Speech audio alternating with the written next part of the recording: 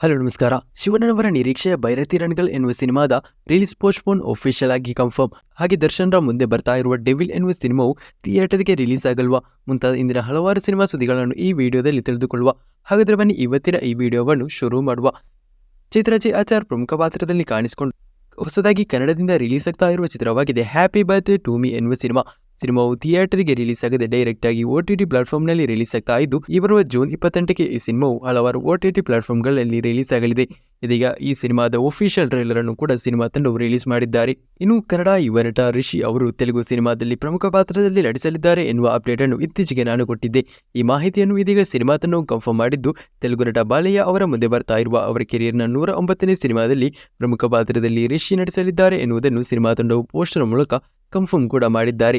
ಕನ್ನಡದ ಹೊಸದಾದ ಸಿನಿಮಾ ಎಂತ ಗತೆ ಮಾರಾಯ ಎನ್ನುವ ಸಿನಿಮಾವು ಇದೀಗ ಯೂಟ್ಯೂಬ್ನಲ್ಲಿ ರಿಲೀಸ್ ಆಗಿದೆ. ಸಂಡೇ ಸಿನಿಮಾಸ್ ಎನ್ನುವ ಯೂಟ್ಯೂಬ್ ಚಾನೆಲ್ನಲ್ಲಿ ಈ ಸಿನಿಮಾವು ಸದ್ಯ ಇದೀಗ ಲಭ್ಯವಿದೆ.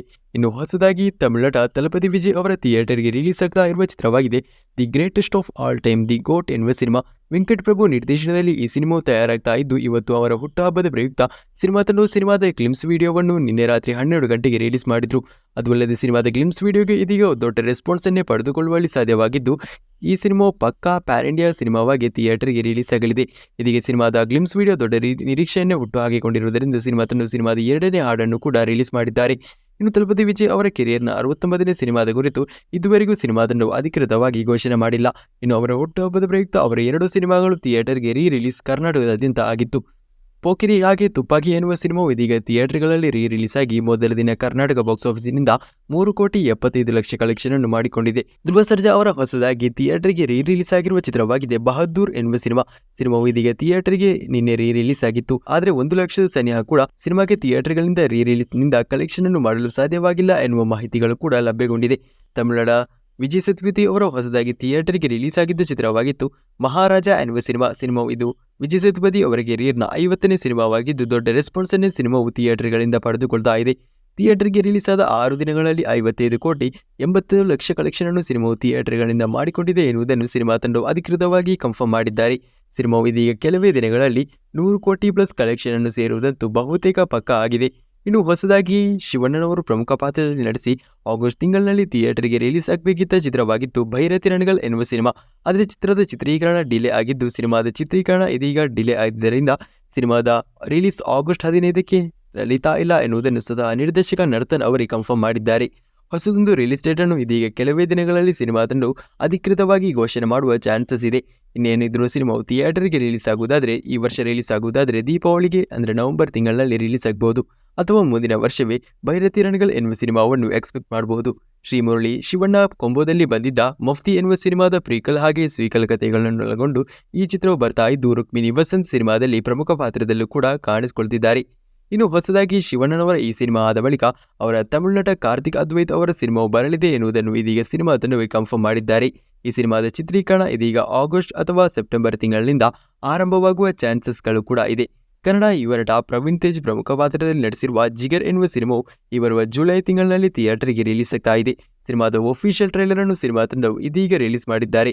ಇನ್ನು ಕನ್ನಡದಿಂದ ಹೊಸದಾಗಿ ಪೃಥ್ವಿ ಅಂಬರ್ ನಟಿಸಿ ಬರ್ತಾ ಇರುವ ಚಿತ್ರವಾಗಿದೆ ಚೌಕಿದಾರ್ ಎನ್ನುವ ಸಿನಿಮಾದ ಒಫಿಷಿಯಲ್ ಅನೌನ್ಸ್ಮೆಂಟ್ ಇತ್ತೀಚೆಗೆ ನಡೆದಿತ್ತು. ಸಿನಿಮಾದ ಚಿತ್ರೀಕರಣವನ್ನು ಕೂಡ ಸಿನಿಮಾ ತಂಡವು ಇದೀಗ ಆರಂಭ ಮಾಡಿದ್ದಾರೆ.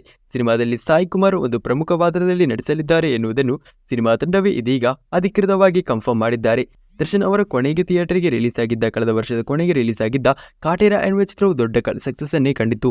ಆದರೆ ಡೆವಿಲ್ ಎನ್ನುವ ಸಿನಿಮಾ ಕೂಡ ಈ ವರ್ಷದ ಕೊನೆಗೆ ಡಿಸೆಂಬರ್ನಲ್ಲಿ ಥಿಯೇಟರ್ಗೆ ರಿಲೀಸ್ ಆಗಬೇಕಿತ್ತು.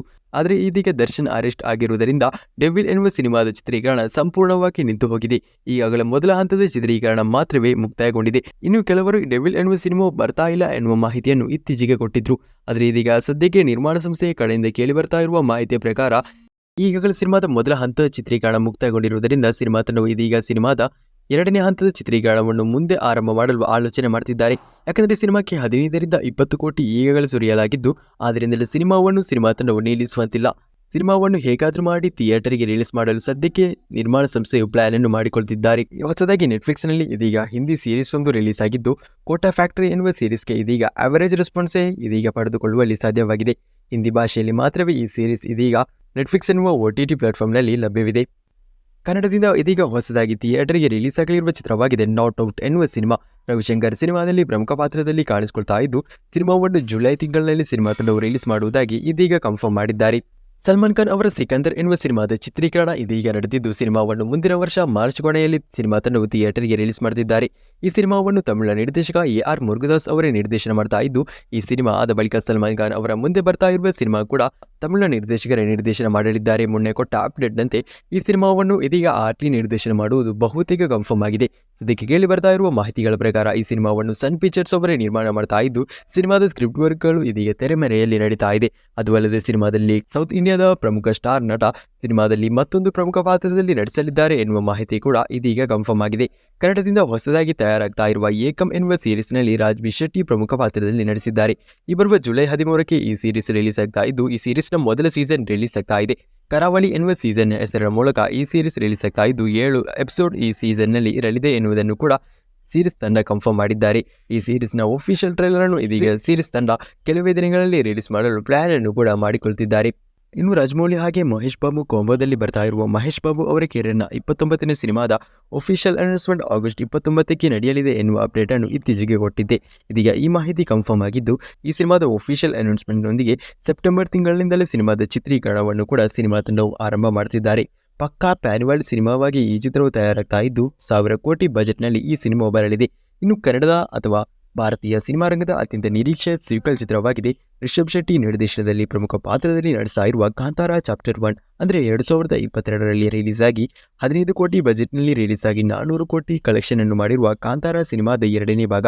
ಈ ಸಿನಿಮಾದಲ್ಲಿ ಹಲವಾರು ಸ್ಟಾರ್ ನಟರು ಪ್ರಮುಖ ಪಾತ್ರದಲ್ಲಿ ಕಾಣಿಸಿಕೊಳ್ತಾ ಇದ್ದು, ಮಲಯಾಳಂ ನಟ ಜಯರಾಮ್ ಅವರು ಈಗಾಗಲೇ ಸಿನಿಮಾದ ಸೆಟ್ಗೆ ಜಾಯಿನ್ ಆಗಿದ್ದಾರೆ. ಸಿನಿಮಾದಲ್ಲಿ ನಾಯಕಿಯಾಗಿ ರುಕ್ಮಿಣಿ ಬಸಂತ್ ಕೂಡ ಕಾಣಿಸಿಕೊಳ್ತಾ ಇರುವುದು ಕನ್ಫರ್ಮ್ ಆಗಿದ್ದು, ಸಿನಿಮಾದ ಮೊದಲ ಶೆಡ್ಯೂಲ್ ಈಗಾಗಲೇ ಮುಕ್ತಾಯಗೊಂಡಿದೆ. ಇದೀಗ ಸಿನಿಮಾ ತಂಡವು ಸಿನಿಮಾದ 2ನೇ ಹಂತದ ಚಿತ್ರೀಕರಣವನ್ನು ಆರಂಭ ಮಾಡಿದ್ದಾರೆ. ಈ ಬರುವ ಜೂನ್ 25ಕ್ಕೆ ಸಿನಿಮಾದ 2ನೇ ಹಂತದ ಚಿತ್ರೀಕರಣವನ್ನು ಸಿನಿಮಾ ತಂಡವು ಆರಂಭ ಮಾಡುವುದಾಗಿ ಇದೀಗ ಕನ್ಫರ್ಮ್ ಕೂಡ ಮಾಡಿಕೊಂಡಿದ್ದಾರೆ. ಸಿನಿಮಾವು ಥಿಯೇಟರ್ಗೆ ರಿಲೀಸ್ ಆಗುವ ವೇಳೆಗೆ ಒಂದು ಪ್ಯಾನ್ ವರ್ಲ್ಡ್ ಸಿನಿಮಾವಾಗಿ ರಿಲೀಸ್ ಆಗಲಿದೆ.